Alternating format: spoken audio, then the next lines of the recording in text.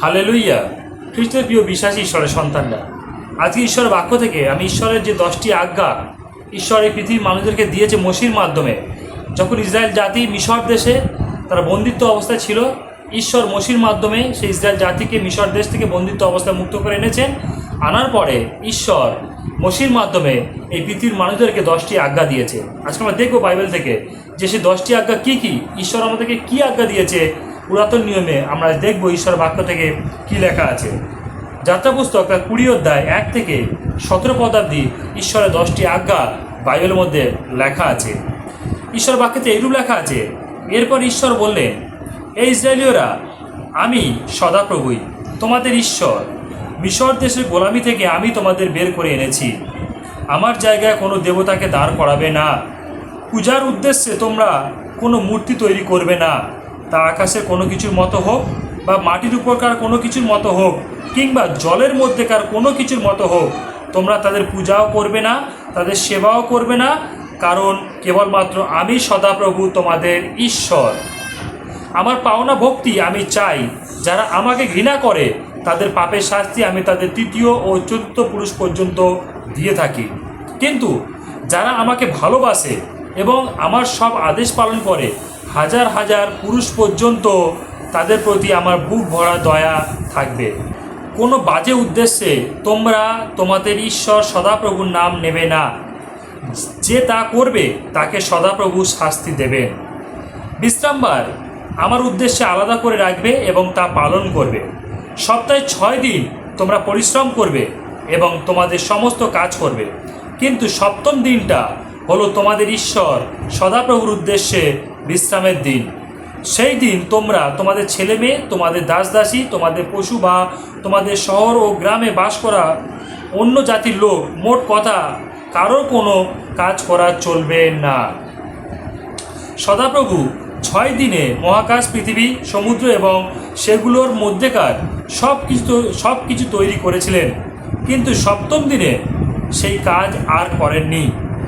সেই জন্য তিনি বিশ্রাম দিনটাকে আশীর্বাদ করে তার নিজের জন্য আলাদা করেছিলেন। তোমাদের মা বাবাকে সম্মান করে চলবে, তাতে তোমাদের ঈশ্বর সদাপ্রভুর দেওয়া দেশে তোমরা অনেক দিন বেঁচে থাকবে। খুন করো না, ব্যভিচার করো না, চুরি করো না, কারোর বিরুদ্ধে মিথ্যা সাক্ষ্য দিও না, অন্যের ঘর দুয়ার, স্ত্রী, দাস দাসী, গরু গাধা কিংবা আর কিছুর ওপর লোভ করো না। ইয়াই হলো ঈশ্বরের বাক্য।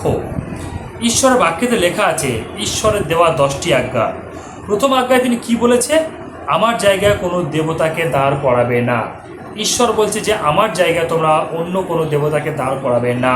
দ্বিতীয় আজ্ঞায় বলছে পূজার উদ্দেশ্যে তোমরা কোনো মূর্তি তৈরি করবে না, তা আকাশের কোনো কিছুর মতো হোক বা মাটির উপকার কোনো কিছুর মতো হোক কিংবা জলের মধ্যেকার কোনো কিছুর মতো হোক।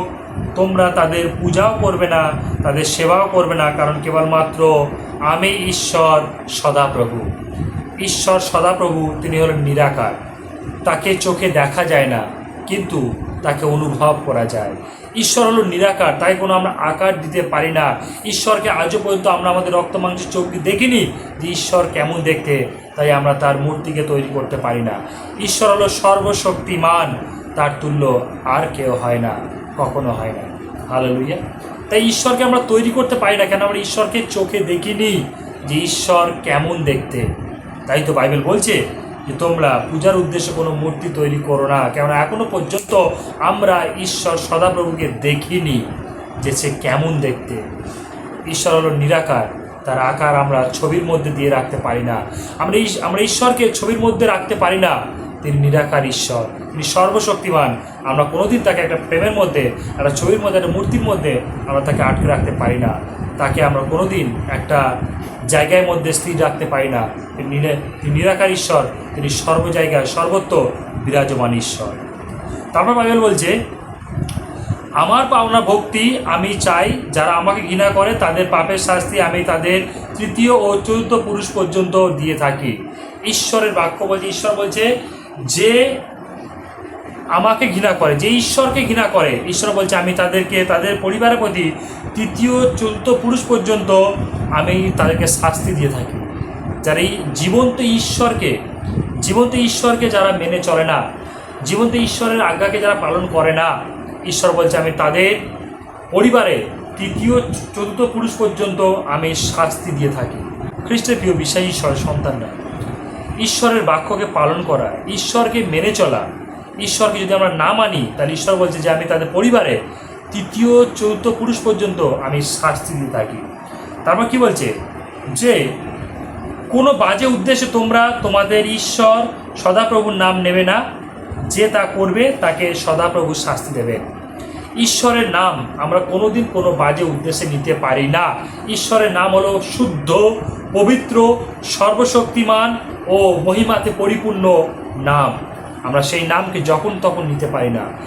যিশু নামে অন্ধ দেখে, যিশু নামে খঞ্জ চলে, যিশু নামে মৃতরা জীবন পায় ও যিশু নামেতে অসুস্থ পৃথলোকেরা সুস্থ হয়। তাই যিশুর নামকে আমরা অনর্থক নিতে পারি না। কেন যিশু নামেতে একটা অসুস্থ পীড়িত মানুষ সুস্থ হয়, ও যিশু নামেতে একটা ল্যাংড়া মানুষ চলে, যিশু নামেতে অন্ধ দেখে, ও যিশু নামেতে মৃতেরা জীবন পায়। তাই যিশু নাম, ঈশ্বরের নাম আমরা যেন অনর্থক না নিই। বাইবেল আমাদেরকে বারণ করছে যে যিশু নাম যেন, ঈশ্বরের নাম যেন আমরা অনর্থক না নিই। তারপর বলছে যে তোমরা বিশ্রামবার আমার উদ্দেশ্যে আলাদা করে রাখবে এবং তা পালন করবে। সপ্তাহে 6 দিন তোমরা পরিশ্রম করবে এবং তোমাদের সমস্ত কাজ করবে, কিন্তু সপ্তম দিনটা হলো তোমাদের ঈশ্বর সদাপ্রভুর উদ্দেশ্যে বিশ্রামের দিন। সেই দিন তোমরা তোমাদের ছেলে মেয়ে, তোমাদের দাস দাসী, তোমাদের পশু বা তোমাদের শহরে ও গ্রামে বাস করা অন্য জাতির লোক, মোট কথা কারোর কোনো কাজ করা চলবে না। ঈশ্বর সদাপ্রভু তিনি 6 দিন ধরে পৃথিবীকে সৃষ্টি করেছেন এবং তিনি সপ্তম দিনে বিশ্রাম নিয়ে এবং দিনটাকে পবিত্র করেছেন। তাই বাইবেল আমাদেরকে বলে যে আমরা 6 দিন পরিশ্রম করবো, 6 দিন কাজকর্ম করবো, সপ্তম দিনটা আমরা প্রভুর দিন বলে প্রভুর বিয়েতে গিয়ে প্রভুর আরাধনা, প্রভুর উপাসনা, প্রভুর গৌরব মহিমা প্রশংসা এবং ঈশ্বর সদাপ্রভুর বাক্যে আমরা মনোযোগ দেবো, ঈশ্বর সদাপ্রভুর বাক্যে আমরা কর্ণপাত করব। তাই সপ্তম দিনটা যেন আমরা ঈশ্বরের জন্য দিই, সপ্তম দিনটা যেন আমরা কোনো কাজ না করি, ঈশ্বরের সেবা, ঈশ্বরের কাজ, ঈশ্বরের নাম নিয়ে যেন আমরা সারাদিনটা চলতে পারি। এবং তারপরে বলছে বাইবেল, সদাপ্রভু 6 দিনে মহাকাশ, পৃথিবী, সমুদ্র এবং সেগুলোর মধ্যে সব কিছু তৈরি করেছিলেন, কিন্তু সপ্তম দিনে সেই কাজ আর করেননি। ঈশ্বর 6 দিন ধরে সমস্ত কিছু সৃষ্টি করেছে, কিন্তু সপ্তম দিনটা তিনি বিশ্রাম নিয়েছেন, পবিত্র করেছে এবং সেই 7 দিনের দিন তিনি আমাদেরকে বলেছেন যেন আমরা প্রভুর দিন বলে প্রভুর গৃহেতে যাই, প্রভুর আরাধনা, ঈশ্বরের প্রশংসা, গৌরব মহিমা প্রশংসা করি এবং যিশুর নামকে যেন আমরা স্মরণ করি, ধ্যান করি, শিক্ষাকে গ্রহণ করি। তারপর বাইবেল বলছে তোমাদের মা বাবাকে সম্মান করে চলবে, তাতে তোমাদের ঈশ্বর সদাপ্রভুর দেওয়া দেশে তোমরা অনেক দিন বেঁচে থাকবে। ঈশ্বর সদাপ্রভু বলছে যে আমরা যেন আমাদের মা বাবাকে সম্মান করি এবং যেন মা বাবার প্রতি খেয়াল নিই, যত্ন নিই, যেন ঈশ্বর আমাদেরকে, আমরা যে দেশে বাস করছি সেই দেশে যেন আমরা দীর্ঘ আয়ুকে লাভ করতে পারি। তারা বলছে খুন করো না, যেন আমরা খুন না করি। বলছে বাইবেল বলছে ব্যভিচার করো না, যেন আমরা কোনো রকমভাবে কোনো মেয়ের সাথে, কোনো নারীর সাথে যেন আমরা ব্যভিচার না করি। বলছে চুরি করো না, বলছে চুরি করতে বারণ করছে, আমরা যেন কোনো কিছু চুরি না করি। বাইবেল বলছে কারোর বিরুদ্ধে মিথ্যা সাক্ষ্য দিও না, যেন আমরা কারোর বিরুদ্ধে মিথ্যা সাক্ষ্য না দিই। এবং বাইবেল বলছে অন্যের ঘর দুয়ার, স্ত্রী, দাস দাসী, গরু গাধা কিংবা আর কিছুর ওপর লোভ করো না। বাইবেল বলছে লোভ করো না, কোনো কিছুর উপরে আমাদেরকে লোভ করতে বারণ করছে, যেন আমরা কোনো কিছুর উপর লোভ না করি। কেন লোভ করতে ঈশ্বর আমাদেরকে বারণ করছে, আমরা যেন লোভ না করি। কোনো কিছু, সেটা ঘর হতে পারে, অন্যের স্ত্রী হতে পারে, তার পশুধন হতে পারে এবং তার যাবতীয় কিছুর মধ্যে যেন আমরা লোভ না করি। আমরা যেন শুদ্ধতায়, পবিত্রতা যেন আমরা বসবাস করতে পারি। ঈশ্বর বলছে আমি পবিত্র, তোমরাও পবিত্র হও, যেন আমরা ঈশ্বরের মতো পবিত্র হই।